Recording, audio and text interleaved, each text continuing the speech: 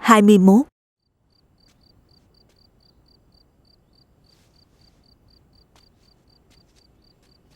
Chu thúc thúc, tìm ta có chuyện gì?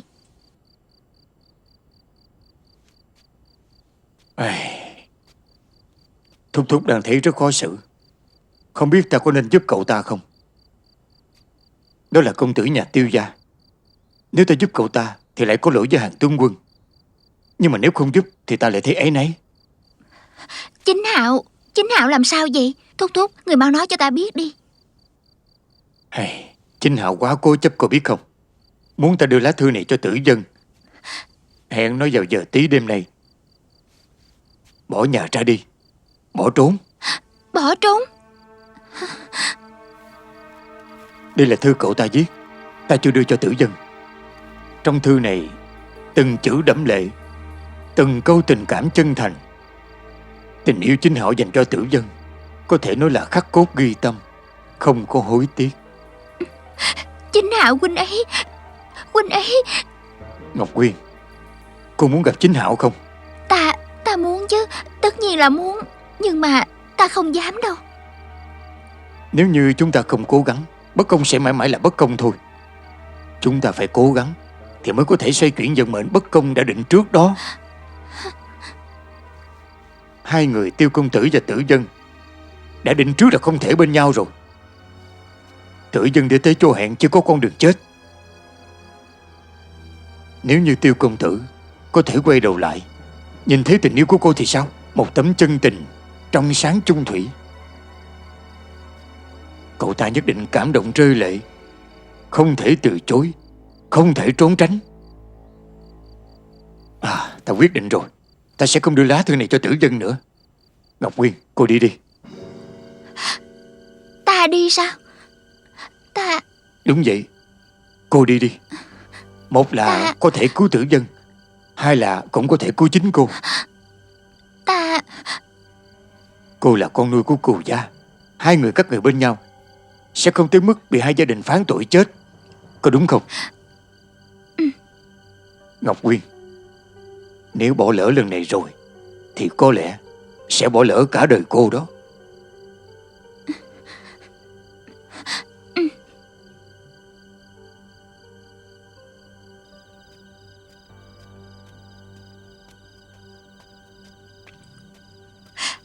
Ca ca.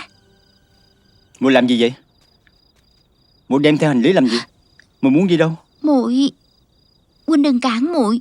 Muội biết cách tự chăm sóc cho mình. Muội tới để từ biệt huynh thôi. Muội nói gì vậy? Muội định đi đâu? Muội muốn đi gặp Tiêu Chính Hạo, cùng huynh ấy bỏ trốn, đi tới chân trời. Bỏ trốn? Muội điên rồi à? Lại là Tiêu Chính Hạo. Ta biết là muội yêu thầm hắn, ảo tưởng là hắn cũng sẽ yêu muội, nhưng mà trong lòng hắn chỉ có mình Tử Dân, hắn không yêu muội. Muội đừng có nằm mơ giữa ban ngày. Nhưng đó là chuyện trước kia rồi. Trước kia huynh ấy không yêu muội, nhưng mà con người sẽ thay đổi. Có thể bây giờ huynh ấy yêu muội thì sao? Sau này cũng sẽ càng yêu muội. Chỉ cần huynh ấy không bao giờ gặp lại Tử Dân, rồi từ từ thời gian sẽ làm huynh ấy quên tất cả. Huynh ấy sẽ quên đi Tử Dân. Huynh ấy sẽ thấy muội tốt hơn, sẽ phải cảm động trước sự chân thành và tình yêu của muội. Ngọc Quyên, muội điên rồi. Bệnh điên này không nhẹ. Đúng thiệt là không còn thuốc chữa. Ca ca, trong mắt của huynh, muội bị điên rồi. Nhưng mà với bản thân của muội, đây là lần đầu tiên muội thấy mình đang thực sự được sống trên đời, là một con người có máu thịt, có tình cảm, biết khóc biết cười. Ca ca, huynh tác thành cho muội, để muội được thực sự sống cho ra con người đi. Muội. Ca ca, muội đi đây. Tử Dân để lại cho huynh. Đối với chúng ta, đây là kết cục tốt đẹp nhất. Ca ca, Phim được tạm biệt. và lồng tiếng tại Phim TV. Tử Dân. Sao lại là huynh? Muội tưởng là ai chứ? Huynh tới đây làm gì? Làm gì à? Muội là vị hôn thê của huynh, tất nhiên là tới tìm muội tâm tình để bày tỏ nỗi lòng. Đừng ở đây nói nhảm nữa. Huynh tưởng ta ở trong này thì ta sẽ dễ chịu sao? Muội bị nhốt trong này ta càng khó chịu hơn muội. Tử Dân, muội có thể không bị nhốt trong này nữa, có thể ra ngoài sống cuộc đời tự do tự tại của một đại tiểu thư kia mà. Chỉ cần muội có thể quên đi một người thôi.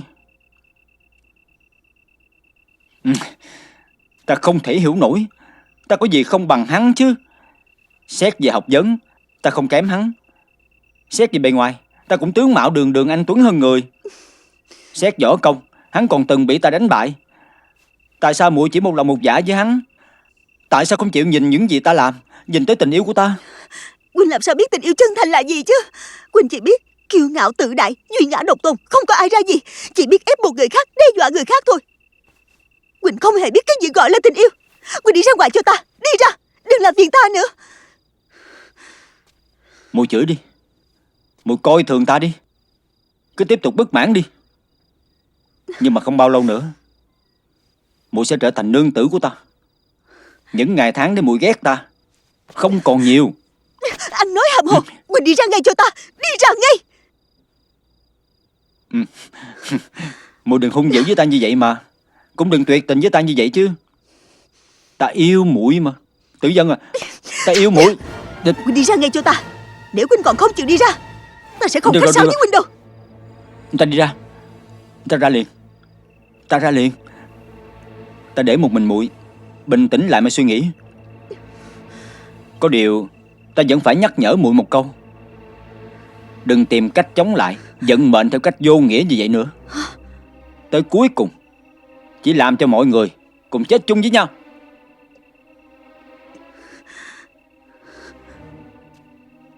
Mở cửa. Dạ. Khóa cửa lại. Dạ. Thúc thúc, Chính Hạo, cuối cùng hai người đã bàn bạc tới đâu rồi? Tại sao không cho ta một chút tin tức nào hết vậy?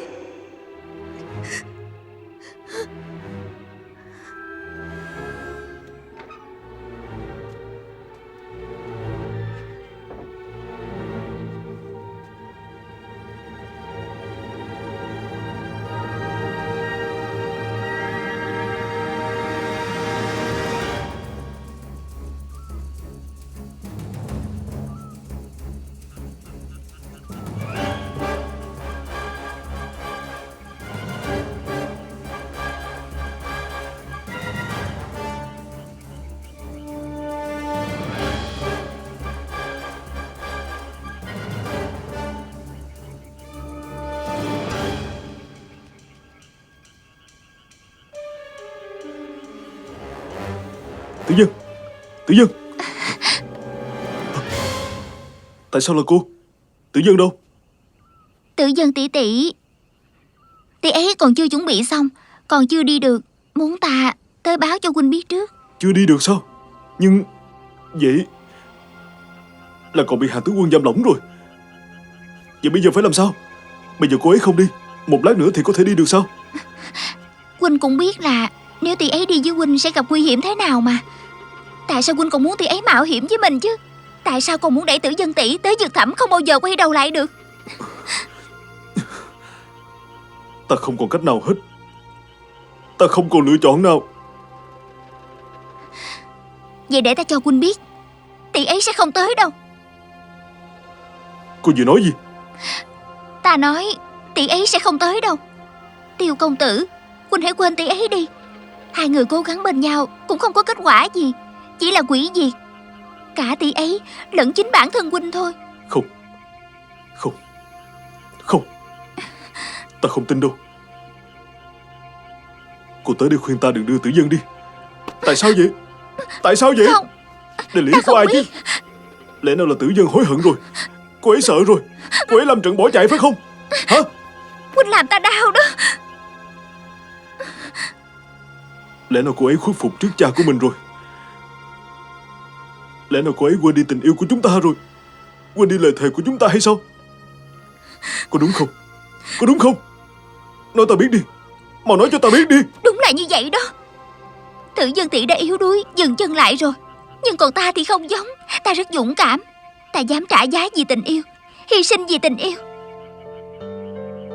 Cô nói cái gì?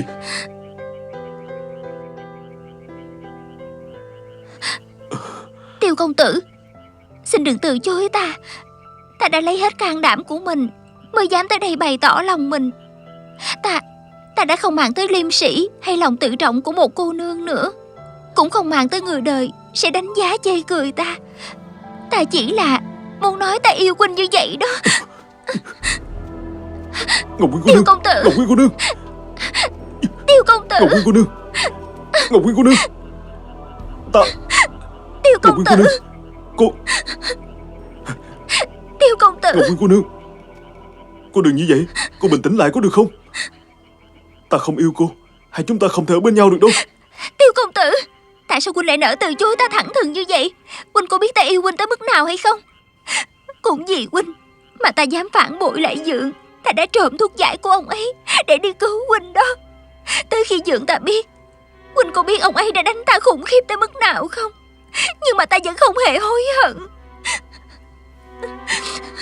Ta không biết là cô đã cứu ta. Đa tạ cô, Ngọc Quyên cô nương. Không. Cả đời này ta sẽ luôn ghi nhớ ân tình. Nhưng mà tất cả tình yêu của ta đều dành cho Tử Dân rồi. Đừng mà. Nên tấm chân tình của cô, Ta chỉ có thể nói lời xin lỗi. Ta chỉ đành xin lỗi cô thôi. Đừng mà. Tiêu công tử. Tiêu công tử, huynh đừng đi mà. Đừng đi. Huynh đừng đi.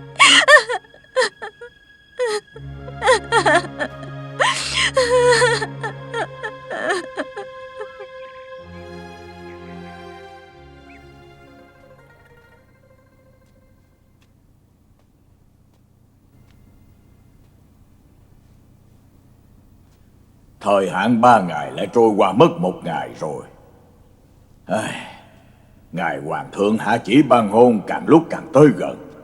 Cuối cùng thì ta phải làm sao bây giờ đây?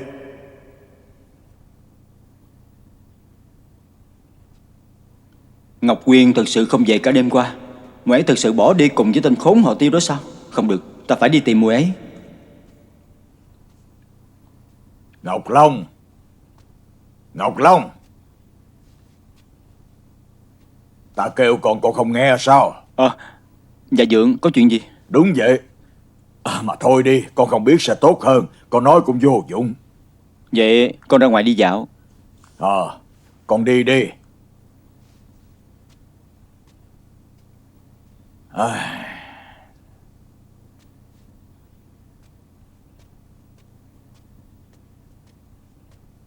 Tướng quân, tới giờ dùng cơm rồi.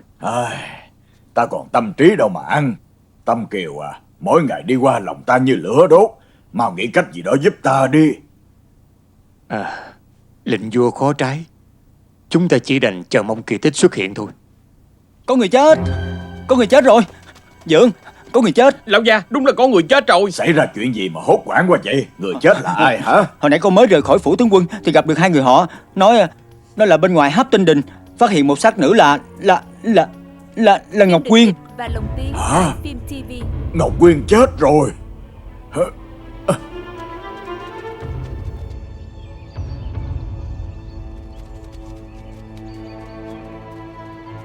Đứng lại. Đứng lại. Tránh ra. Để bọn họ qua đây. Dạ. Hả? Ngọc Quyên. Ngọc Quyên. Muội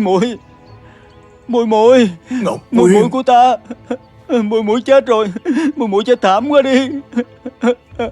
Muội. Ngọc Quyên. Tướng quân đại nhân, xin ngài nén đau thương lại. Ngọc Quyên.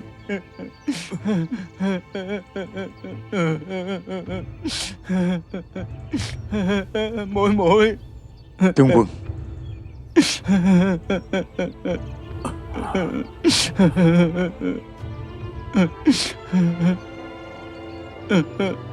Người đâu? Có. Lập tức đưa thi thể trở về. Mời Ngộ Tác ta tiến hành nghiệm thi. Dạ. Tướng quân đại nhân à, bổn phủ sẽ nhanh chóng điều tra nguyên nhân, lập tức bắt hung thủ về quy án, trả lại công bằng cho tướng quân đại nhân. Là kẻ nào đã giết nó? Ai đã giết Ngọc Quyên tàn nhẫn như vậy?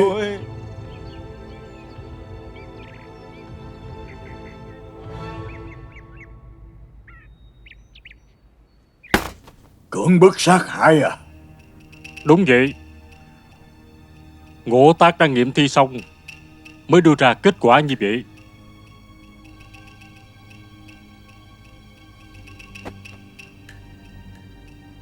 Tướng quân ngài phải bảo trọng. Hàng gia còn cần ngài, quốc gia cũng còn cần ngài. Một cô nương trẻ tuổi ngoan hiền đang sống yên lành, sao lại phải gánh chịu tai họa? Nói sao nó cũng là do ta chăm sóc nuôi dưỡng từ nhỏ, yêu thương nó giống như con gái ruột của ta. Sao ta có thể không đau lòng cho được? Hung thủ thật sự quá tàn ác. Không ngờ có thể ra tay độc ác với một cô nương yếu đuối như vậy. Là kẻ nào? Kẻ nào đã tàn nhẫn chà đạp nó như vậy? Thậm chí tới chết cũng không giữ tôn nghiêm cho nó. Cưỡng bức sát hại thủ đoạn tàn nhẫn, thật đáng khinh bỉ, người người căm phẫn. Nhất định là Tiêu Chính Hạo. Hắn đã làm vậy với Ngọc Quyên. Ngọc Long, nói vậy là sao? Cậu đừng vì đau lòng quá độ mà nói lung tung vu oan người khác. Ta không nói sai, chính là hắn. Giờ tí đêm qua Ngọc Quyên rời khỏi nhà là để đi gặp hắn. Con nói cho rõ ràng coi, có chuyện gì? Làm sao con biết rõ ràng như vậy? Là chính miệng Ngọc Quyên nói cho con biết. Nó nói là tới Hấp Tinh Đình để gặp Tiêu Chính Hạo. Con nói là sẽ đi theo nó. Nó còn nói đừng lo lắng, để nó đi nói chuyện rõ ràng với Tiêu Chính Hạo. Nhất định là như vậy rồi. Hai người họ xảy ra mâu thuẫn, chọc giận Tiêu Chính Hạo. Tiêu Chính Hạo mới hạ quyết tâm, làm thì làm luôn, cưỡng bức nó rồi giết người diệt khẩu. Tiêu Chính Hạo, ta phải giết chết ngươi. Tiêu Chính Hạo, Tiêu Chính Hạo, ngươi ra đây cho ta. Tiêu Chính Hạo, mau ra đây. Hàng Nguyên Diễn, ông đang làm cái gì vậy? Tiêu Huyền Phong, kêu con trai của ngươi ra đây. Chứ Chính Hạo. mẹ. Tiêu Chính Hạo, trả lại mạng cho Ngọc Quyên nhà ta. Hàng Nguyên Diễn, ông đừng có được nước làm tới ép người quá đáng. Dạng Nhi nhà ta chết rồi, con ta trúng độc bị thương, ta còn chưa tính sổ với ông. Ông còn lớn tiếng gán tội gì đó cho con trai ta là sao? Hỏi con trai của ông đó, nó đã làm cái gì? Nửa đêm hôm qua, Ngọc Quyên nhà chúng ta chết thảm ở Hấp Tinh Đình, bị người ta cưỡng bức sát hại. Hung thủ chính là con trai của ông. Ngọc Quyên chết rồi. Sao lại như vậy? Sao có thể xảy ra chuyện này được? Ngươi còn đóng tuồng cho ai coi? Chính là ngươi.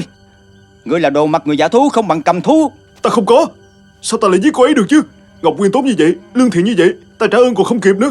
Sao có thể giết cô ấy được? Ngươi thấy nó xinh đẹp như hoa, nổi lòng ham muốn. Ngọc Quyên không chịu nên mới dùng vũ lực cưỡng bức nó. Rồi ngươi sợ nó sẽ nói ra tội của ngươi, nên ngươi mới dứt khoát tới cùng cưỡng bức rồi hại nó. Ngươi là đồ hái hoa đạo tặc, thứ lòng lan dạ sói. Người của Tiêu gia các người cũng hiểu ra hết rồi chứ. Cái chết của Nhạn Nhi cũng là do hắn gây ra. Là cùng một thủ đoạn, tàn bạo không bằng cầm thú. Ta... Nếu Con... vậy thì bằng chứng đâu? Hãy đưa bằng chứng ra đi. Không có bằng chứng đừng có vu oan giá họa cho con ta. Bằng chứng? Ta chính là bằng chứng. Đêm qua Ngọc Quyên chính miệng nói với ta, nó phải đi gặp Tiêu Chính Hạo. Bà tự hỏi lại con trai của bà đi, nửa đêm hôm qua hắn đang ở đâu? Chính Hạo, con nói đi. Chính Hạo, con mau nói đi. Đêm hôm qua không phải con vẫn ở trong phòng của con sao? Chính Hạo. Con mau nói đi. Con... Chính Hạo à. Con nói đi. Chính Hạo. Nói mau. Con đã tới Hấp Tinh Đình. Hả? Hà tướng quân à, chuyện không phải như cô Ngọc Long nói đâu. Ngươi đúng là súc sinh. Dừng tay. Hai tướng quân, xin người bớt giận. Chính Người đâu? Hạo. Bắt lấy Tiêu Chính Hạo. Dạ. Chính Hạo. Mẹ. Chính Hạo. Giải đi. Mẹ. Chính Hạo. Đi. Mẹ. Chính Hạo. Mẹ. Đi mau. Phu nhân, bà tỉnh lại đi. Phu nhân, bà tỉnh lại. Phu nhân.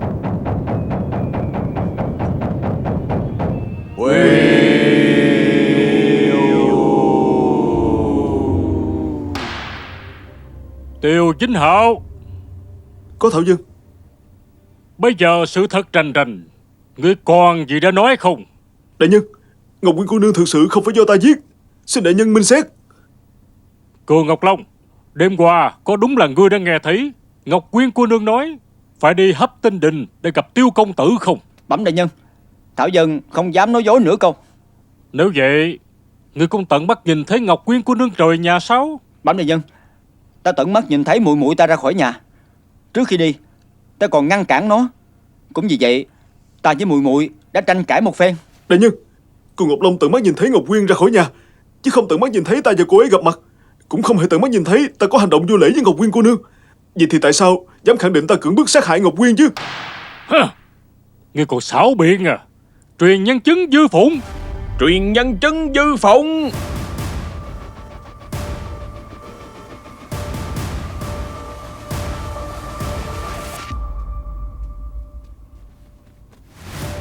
Dân phụ Dư Phụng khấu kiến tri phủ đại nhân. Dư Mama. Dư Phụng, Có dân phụ. đêm qua ngươi đã nhìn thấy Tiêu công tử vào lúc nào? Bẩm đại nhân, giờ tí đêm qua, dân phụ tận mắt nhìn thấy Tiêu công tử ở Hấp Tinh Đình, có gặp mặt Ngọc Quyên cô nương. Hai người họ còn lôi kéo qua lại gì đó, hình như là đang tranh cãi điều gì. Tranh cãi à? Vậy theo ngươi bọn họ có thể tranh cãi cái gì? Bẩm đại nhân, Phim được dịch và lồng Dân tiếng phụ. tại Phim TV. dân phụ cho rằng Tiêu công tử là định vô lễ với Ngọc Quyên cô nương, nhưng Ngọc Quyên cô nương không chịu, cho nên hai người họ mới lôi kéo qua lại. Không có chuyện đó. Dư Mama, bà không nghe được ta và Ngọc Quyên cô nương đang tranh cãi chuyện gì thì sao có thể phán đoán dựa vào cảm giác được. Đại nhân à, sự thật không giống như Dư Mama nói đâu. Tiêu Chính Hạo, ta không hề hỏi ngươi, cứ để nhân chứng nói. Con gái của dân phụ Nhạn Nhi cũng bị người ta cưỡng bức sát hại. Nó bị người ta làm nhục, không khác gì so với Ngọc Quyên cô nương. Cách nó bị người ta sát hại cũng giống như vậy. Xin đại nhân mình xem. Không phải ta. Dư Mama, ta từ nhỏ là do bà chăm sóc. Không lẽ ta là người thế nào bà còn không biết sao? Bà thực sự cho rằng ta có thể nhẫn tâm giết người hay sao chứ? Đại nhân, mùi mũi ta đúng là chết trong tay của tên dâm tặc này.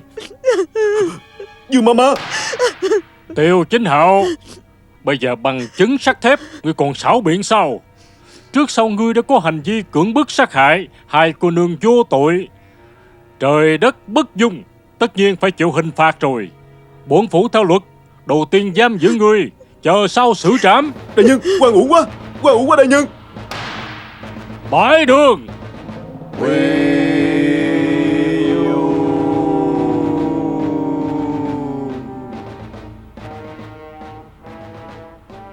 Dương đại nhân, ông đã bắt giam Tiêu Chính Hạo rồi à? Bẩm báo đại nhân, Hạ quan thấy nhân chứng vật chứng đều đầy đủ, cho nên mới bắt giữ Tiêu Chính Hạo. Không biết là bao đại nhân có ý kiến khác hay sao? Không, làm theo pháp luật thì ông không có sai. Có điều... Đại nhân cho rằng vụ án này còn nghi vấn. Tất nhiên là còn nghi vấn. Tiêu Chính Hạo nhìn sao cũng không giống dâm tặc gian dâm giết người, nhưng mà còn cái tên Cừu Ngọc Long đó thì giống. Ngài nên đi bắt Cừu Ngọc Long đó lại mới đúng chứ. Nhưng mà cô Ngọc Quyên là muội muội của cô Ngọc Long mà.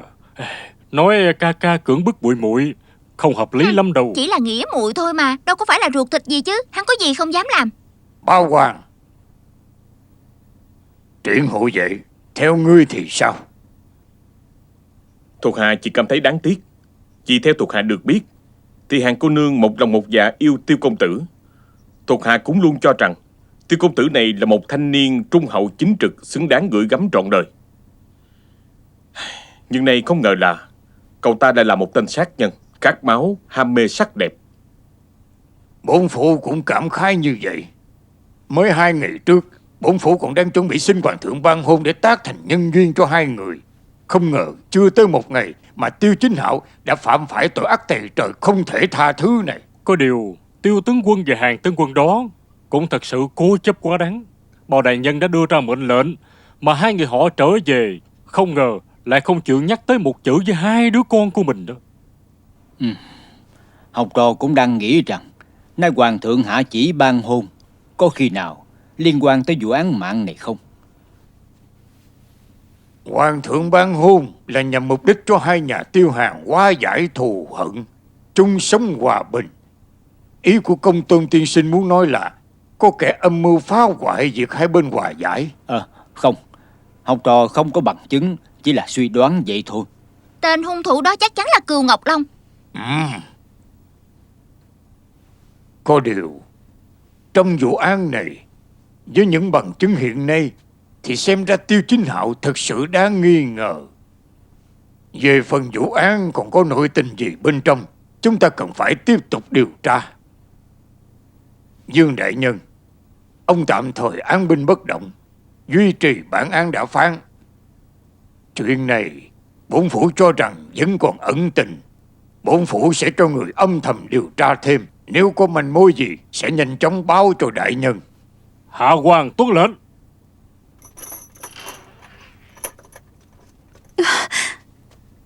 Cha, Con có thể ra ngoài rồi.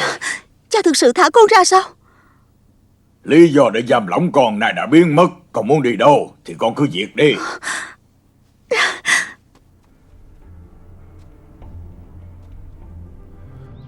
Dài! Tên cẩu tặc họ Hàng kia nộp mạng đi! Chính Hạo, để cha đi cứu con! Giết! Cha sẽ đi cứu con! Lão già, lão già, lão già, lão già, ông đừng đi như vậy nữa mà, ta cầu xin ông. Con trai của chúng ta Chính Hạo bị giam vào đại lao chờ ngày xử trảm, sắp phải chết. Sao ông có thể phát điên trong lúc này được chứ? Nó bị Chính vu Hạo. oan mà lão già. Nó còn chờ ông đi cứu nó. Ông phải đi cứu nó, lão già. Lão già. Con trai chúng ta đang ở đó. Ê, con trai qua đó rồi. Lão già. Bà yên tâm, nó không rời khỏi chúng ta đâu. Bà nhìn đi, nó đang cầm kéo hồ lô Lão đi kìa, già. còn đang chảy nước mũi. Lão già, ông không thể điên. Ngọc Hoa, Ông Ngọc không Hoa, thể điên mà con trai chúng ta còn thằng chờ nhỏ ông này đi cứu không nó, lão lớn được già. đâu. Lão già. Qua đây con trai. Qua đây Chính Hạo, qua đây. Phu nhân, Dư Mama tới từ biệt người, xin người bảo trọng. Dư Mama, bà ở đây là... Chính Hạo. Không ra mặt làm chứng thì ta có lỗi với Nhạn Nhi, ra mặt làm chứng thì ta có lỗi với hai người. Giờ làm cho người nhà tan cửa nát. Ta không thể ở đây được nữa, không thể ở đây được nữa. Cầu xin người hãy cho ta đi đi. Ta cũng đã nói với bà, tuyệt đối không phải là Chính Hạo gây án. Bà cũng biết nó mà. Nó hiền lành, lương thiện, nhân từ.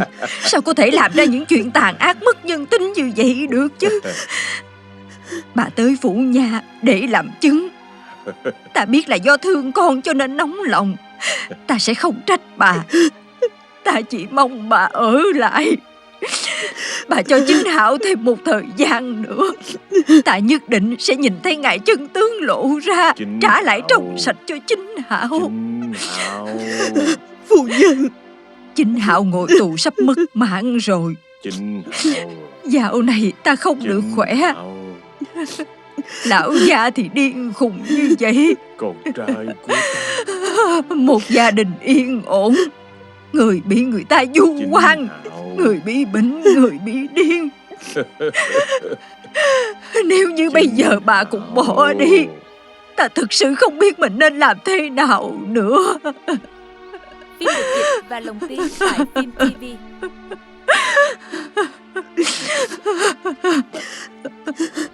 xin phu nhân tha thứ. Dư Mama, Dư Mama,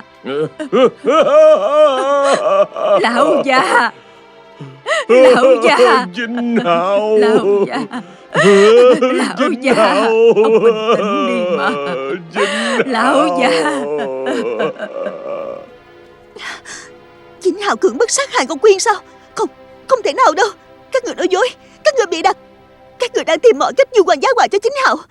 Các người thật quá đáng mà. Đã tới giờ phút này rồi mà muội vẫn còn nói thay cho tên dâm tặc đó. Tự dân, muội có còn lương tâm không? Muội có còn coi Ngọc Quyên như là tỷ muội của mình không? Ta không tin. Lúc Ngọc Quyên chết đi, quần áo không nguyên vẹn rất là thê thảm. Thi thể còn bị ném ở ngay Hấp Tinh Đình, nơi mà con gián thường hẹn hò. Hãy nghe đây, Hấp Tinh Đình. Hắn đã nói rất nhiều lời ngon ngọt để dụ dỗ con, thì cũng chính là nơi hắn bộc phát thú tính, ra tay tàn nhẫn giết hại Ngọc Quyên. Không, đừng có nói nữa. Ta không tin lời ma quỷ của các người đâu. Tại vì các người hận Quỳnh ấy, cho nên các người mới bịa đặt ra những lời đó để dù cao cho Quỳnh ấy thôi. Chính Hạo sẽ không làm vậy. Đối với ta Quỳnh ấy luôn rất kiềm chế, lễ độ, chưa bao giờ có hành động vượt quá giới hạn.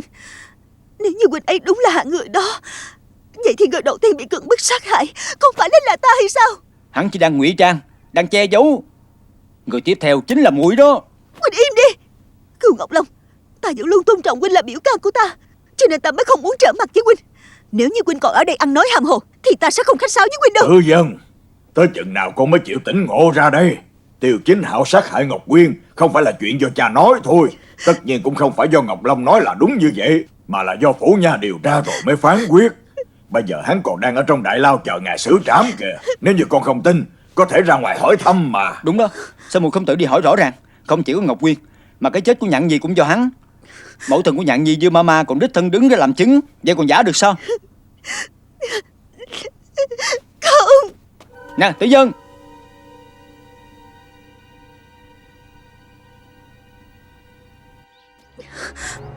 Tiêu tướng quân, Tiêu tướng quân. Là cô sao, Tử Dân cô nương? Tiêu phu nhân, con đã nghe nói hết rồi. Con tin vào nhân phẩm của Chính Hạo. Con tin rằng Quỳnh ấy là một người chính trực ngay thẳng. Quỳnh ấy là người quang minh lỗi lạc. Con sẽ không bao giờ hối hận vì đã quen biết và yêu thương Quỳnh ấy đâu. Con tuyệt đối không bao giờ thay đổi. Tử Dân cô nương. Tiêu phu nhân.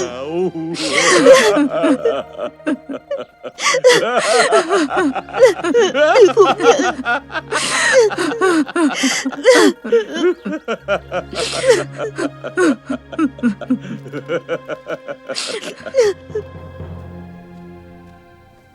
Khởi bẩm đại nhân, hàng Tử Dân cô nương cầu kiến. Hàng cô nương hả? Cho vào. Dạ, cô nương mời.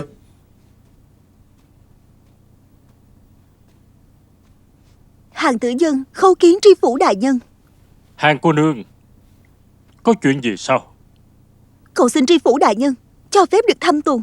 Thăm tù hả? Là thăm Tiêu Chính Hạo à? Dạ đúng.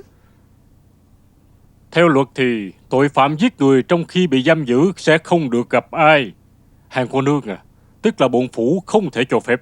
Nhưng đại nhân, cầu xin ngài hãy làm ơn làm phước, cho ta gặp Quỳnh ấy một lần thôi. Ta sẽ rời đi nhanh thôi, không kéo dài lâu đâu. Hàng cô nương à, tình cảm của cô có thể nói là cảm động trời đất, cảm động nhật nguyệt. Nhưng mà ta nể tình cha cô mà phải nói, khuyên cô một câu này: quay đầu là bờ. Đừng phí hoài tình cảm của mình cho một tên tử tù bị người người căm giận, không có đáng đâu. Nhưng đại nhân, ý tốt của ngài ta xin được nhận, ta cũng sẽ khắc ghi trong lòng. Chỉ cầu xin đại nhân ngài hãy khai ân, chỉ một lần thôi, cho ta gặp Quỳnh ấy một lần, để trực tiếp hỏi Quỳnh ấy một câu, hỏi xong ta sẽ đi ngay. Ta không thể cho phép. Người đâu? Có. Tiễn Hàng cô nương. Dạ. Mời Hàng cô nương. Ta cầu xin ngài cho ta gặp Chính Hạo đi. Quỳnh ấy có quan tình muốn nói mà. Cho ta gặp Chính Hạo đi. Mời về. Dạ.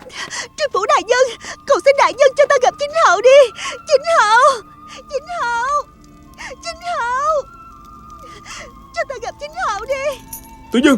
Chính Hạo. Tử Dân. Tử Dân. Chính Hạo. Tử Dân.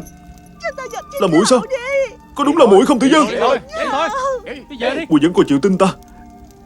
Chắc chắn là muội vẫn còn tin ta mà Tử Dân.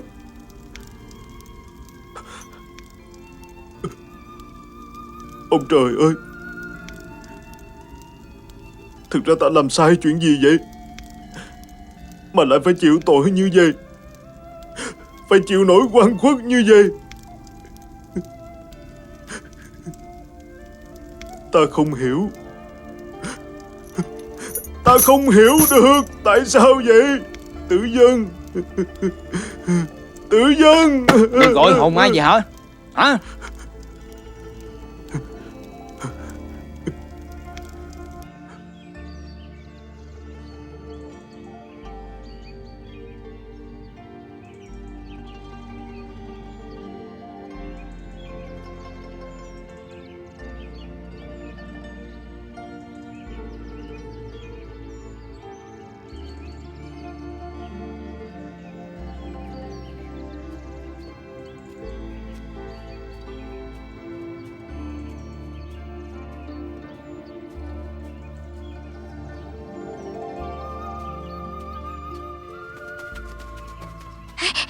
đại ca.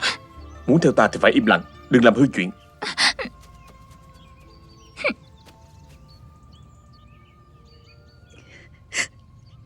Ngọc Nguyên, tỷ tới để bái tế muội. Muội có nghe thấy tỷ đang nói chuyện với muội không? Nếu muội ở trên trời có linh thiêng thì xin muội làm ơn hiển linh đi. Muội hãy cho tỷ biết hung thủ chà đạp muội, sau đó còn giết hại muội thật ra là kẻ nào. Muội yên tâm, tỷ nhất định sẽ lấy đầu của hắn tới để bái tế muội.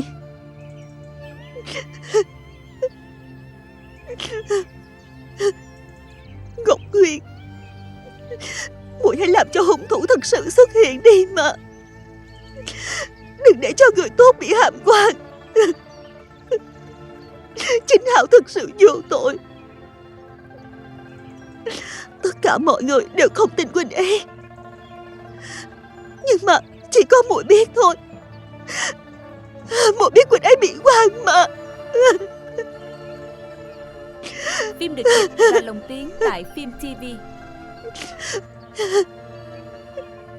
Ngọc Huyền, muội hãy làm cho hung thủ thật sự xuất hiện đi. Trả lại công bằng cho chính Hạo đi, Ngọc Huyền. Hàng Tử Dân, người nợ muội của ta một câu trả lời là muội thật quá đáng. Muội chạy tới nơi muội của ta bị sát hại để bái tế vong linh của nó, nhưng từng câu từng lời lại kêu oan cho tên dâm tặc hại nó. Muội có xứng đáng với muội của ta? Có xứng đáng với ta không? Cửu Ngọc Long, tại sao lúc nào huynh cũng lén lút làm những chuyện không dám nói cho người khác biết như vậy chứ? Tất nhiên ta phải canh chừng muội, nếu không thì ta còn không biết muội dám chạy tới phủ nhà đòi thăm tù, còn tới trước mặt muội của ta ăn nói lung tung. Huynh làm như vậy thật ra là để làm gì hả? Huynh khiến cho ta không thể không nghi ngờ chính huynh mới chính là hung thủ sát hại Ngọc Quyên. Hả? Ta... Chuyện này cũng có khả năng mà. Tại vì huynh ghen với chính Hạo, cho nên huynh lợi dụng thù hận của hai nhà Tiêu Hàng chúng ta, cưỡng bức sát hại Ngọc Quyên rồi đổ tội cho chính Hạo. Để chính Hạo vào đại lao xong là huynh có thể được như ý nguyện rồi. Muội im miệng lại cho ta. Có đúng hay không trong lòng huynh tự biết lấy, cần gì phải thẹn quá giận chứ. Câm miệng, không cho phép muội nói thêm câu nào nữa. Trong mắt của muội, ta thậm chí còn không bằng một tên dâm tặc hay sao? Ta không tin là ta không có được muội. Dù không có được trái tim muội, ta cũng phải có được con người muội. Tránh ra,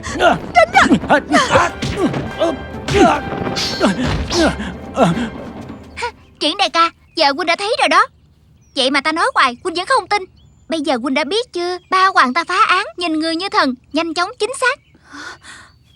Hàng cô nương, xin hãy cùng ta về gặp Bao đại nhân. Bao đại nhân? Chính là tam thúc của ta. Vậy là chính Hạo được cứu rồi. Bao đại nhân mình xét, chính Hạo chắc chắn là bị oan. Dần nữa ở đây cầu xin Bao đại nhân thăng đường sửa lại vụ án từ chính Hạo giết người, trả lại trong sạch cho chính Hạo. Bao đại nhân minh xét, lời Tử Dân cô nương nói hoàn toàn là thiên vị bao che. Cô ấy đã bị Tiêu Chính Hạo che mắt, vì yêu mà hồ đồ, đầu óc mất trí không rõ ràng, chỉ một mực bao che cho Tiêu Chính Hạo. Bao đại nhân, xin ngài tuyệt đối đừng nghe lời cô ấy. Hai người đứng lên nói chuyện đi. Tạ ơn Bao đại nhân.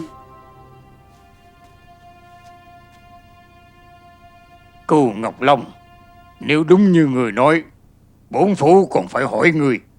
Ở trong Hấp Tinh Đình, ngươi vô lễ với Tử Dân cô nương, muốn cưỡng ép cô ấy, ngươi giải thích sau đây.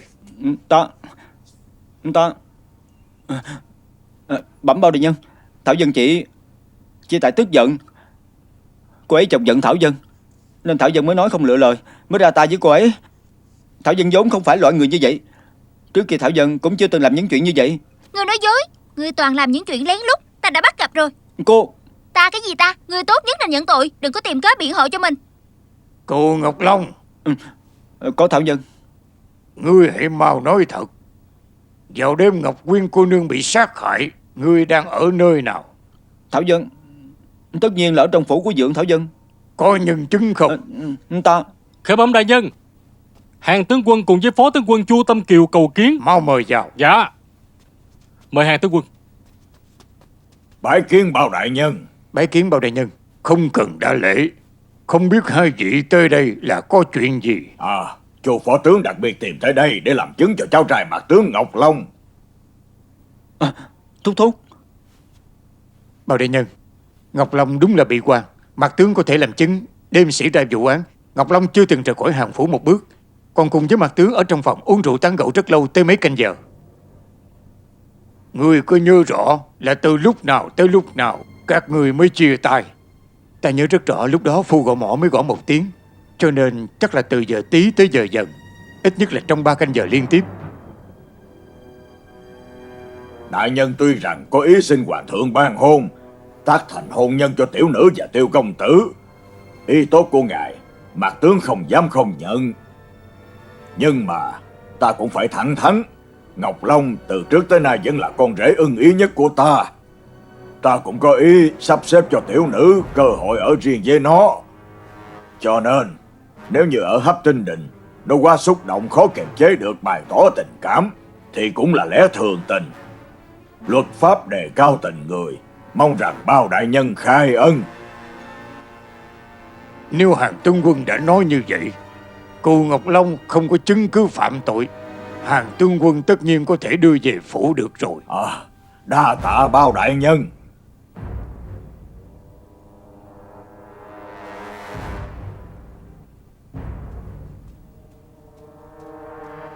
Thúc thúc. Thúc thúc. Thúc thúc.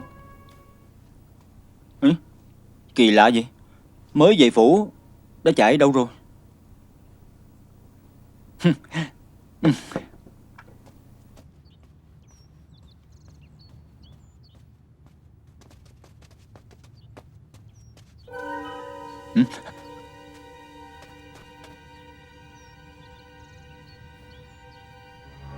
Lạ thật, sao thúc thúc lại nói chuyện với quản gia nhà Tiêu tướng quân vậy?